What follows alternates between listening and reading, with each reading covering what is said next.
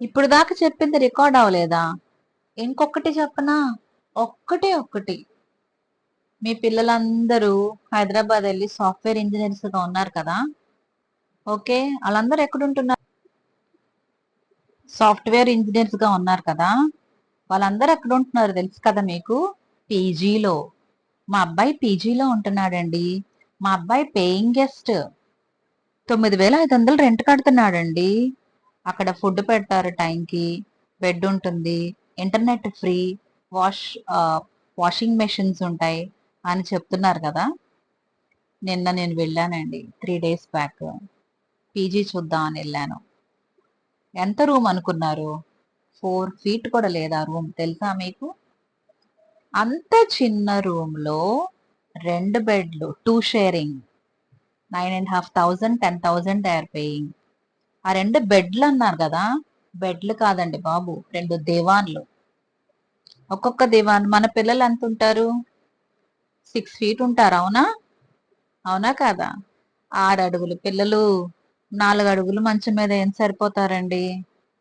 చూడంగానే ఏడుపు వచ్చింది. కానీ అక్కడ వాడి ముందు ఏడిస్తే వాడు డేలా పడిపోతాడేమోనని నేను ఏడవలేదు. టు బి ఫ్రాంక్ గా చెప్పాలంటే వాడే ధైర్యంగా ఉన్నాడండి నాకంటే. అంత చిన్న రూములో 2 బెడ్లు, చిన్న బాత్రూమ్. పాపం అండి, కిందకెళ్ళి వాడు వాషింగ్ మెషిన్ లో బట్టలు వేసుకుని, కింద నుంచి టాప్ ఫ్లోర్ కి వెళ్ళి బట్టలు ఆరేసుకుని, సాయంత్రం గుర్తు పెట్టుకుని బట్టలు తెచ్చుకుని భర్త పెట్టుకుని పెట్టుకుంటున్నాడు. మీ ఇంట్లో రెస్పాన్సిబుల్ గా లేడా? మీ పిల్లలు చదువుకునే వరకు పాపం సుఖపడ్డారు. ఉద్యోగం పేరు మీద మనం వాళ్ళని తరిమేశాము, పీజీకి వెళ్ళిపోయారు. ఎంత కష్టపడుతున్నారో తెలుసా మీకు? మొనాట్నస్ ఫుడ్.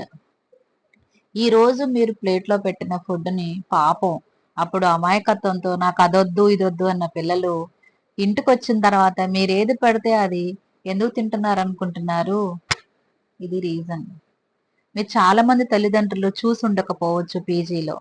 ఈ 2 కళ్ళతో చూశాను, కంట్లో నీళ్లు పెట్టుకుని చెప్తున్నాను మీ అందరికి. Life is not that easy for the boys there. Not only the boys, the girls too. How much they are suffering in that small rooms, in those small rooms. చిన్న చిన్న గల్లీలు, కార్ వెళ్ళదు, ఆటో వెళ్ళదు, బైక్లు ఎక్కడో park చేసుకోవాలి. Boys, hats off to you. My respect to you boys. Be blessed. May God bless you.